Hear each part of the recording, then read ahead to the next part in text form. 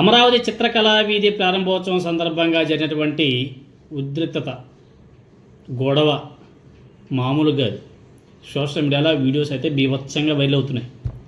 స్టాల్స్ని సందర్శించేందుకు వచ్చేటువంటి మంత్రి, కూటమి మంత్రి దుర్గేష్ అనుచరులు, జనసేన నేత బోనబోయిన శ్రీనివాస్ని డిప్యూటీ చీఫ్ మినిస్టర్ రఘురామకృష్ణరాజు గారి గన్మెన్ అడ్డుకోవడంతో వివాదం మొదలైంది. అక్కడ ఈ క్రమంలోనే జనసేన పార్టీ నేతలను గన్మెన్ పక్కకి నెట్టడంతో ఇరు వర్గాల మధ్య ఫైటింగ్ గట్టిగా నడిచింది.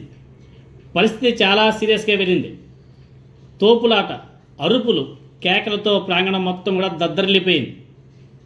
ప్రత్యక్షంగా ఉన్న వాళ్ళు చెప్పినటువంటి విషయాలు చూస్తే అక్కడే కేంద్ర మంత్రి పెమ్మసాని గారు కూడా అక్కడే ఉన్నాడంట. ఈ గొడవ చూసేలోపు ఆయన సైలెంట్గా జారుకొని కారెక్కి వెళ్ళిపోయాడంట. ఆయన సమక్షంలోనే జరిగింది గొడవ అంతా కూడా.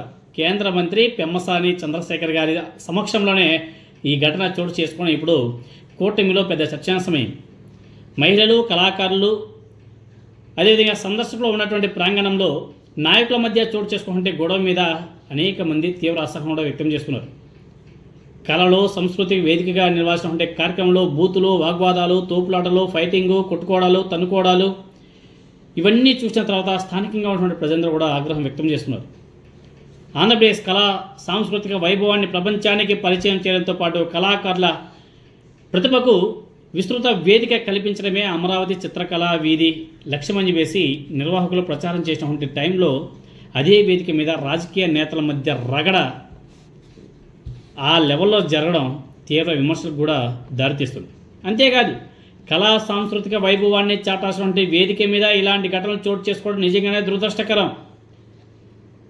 ఈ ఘటన రాష్ట్ర ప్రతిష్టతకు భంగం కలిగించేలా ఉన్నాయి. ఆ ఫొటోస్, ఆ వీడియోస్ అన్నీ కూడా బీభత్సంగా సోషల్ మీడియాలో వైరల్ అవుతున్నాయి. ఇంత పెద్ద సీరియస్గా నడిచిన తర్వాత అక్కడే ఉన్నటువంటి రఘురామకృష్ణరాజు గారు, అదేవిధంగా పెమ్మసాని చంద్రశేఖర్ గారు సైలెంట్గా ఎవరికి తెలియకుండా సైలెంట్గా కారెక్కి పరుగు. ఎందుకు మరి భయం? కేంద్ర మంత్రి గారు అంబటి రాంబాబు గారి ఇంటి మీద దాడి చేసినప్పుడు ఒక మాట అన్నాడు. అంబటికి సినిమా చూపిస్తాను అని చెప్పేసి ఆ మంత్రి గారు తెగ మాట్లాడాడు. ఆ వీడియోస్ అని కూడా బీభత్సంగా తెలుగుదేశం పార్టీ వాళ్ళ సోషల్ మీడియాలో గట్టిగా తిప్పారు. వందలాది మంది పెట్రోల్ బాంబులు, కర్రలు, ఇతర మారణాయుధాలతో అంబటి రాంబాబు గారి ఇంటి మీద దాడి చేస్తే అంబటి రాంబాబు గారి ధైర్యం అసలు అది చెప్పుకోలేదు. చాలా ధైర్యంగా ఉండి ఇంట్లోనే ఉన్నాడు ఆయన. పోలీసులు వచ్చి అంబటి రాంబాబు గారు చెప్పారు, సార్ వందలాది మంది మీ ఇంటి ముందు ఉన్నారు, మీ మీద దాడి చేయడానికి సిద్ధంగా ఉన్నారు, వెనుక నుంచి వస్తున్నారు, ముందు నుంచి వస్తున్నారు, గేట్లు బద్దలు కొడుతున్నారు, మీరు ఇక్కడ నుంచి వెళ్ళిపోండి సార్ అనేసి చెబితే భయపడి నేను నా ఇంటి నుండి పారిపోవడం ఏమిటి, నా ఇంట్లో నుంచి నేను పారిపోవడం ఏంటి, రమ్మండి వాళ్ళు చంపితే ఎక్కడే వస్తా అని చెప్పేసి ధైర్యంగా మగాడిలా అంబటి రాంబాబు గారు అక్కడే ఆ ఇంట్లోనే నిలబడ్డాడు.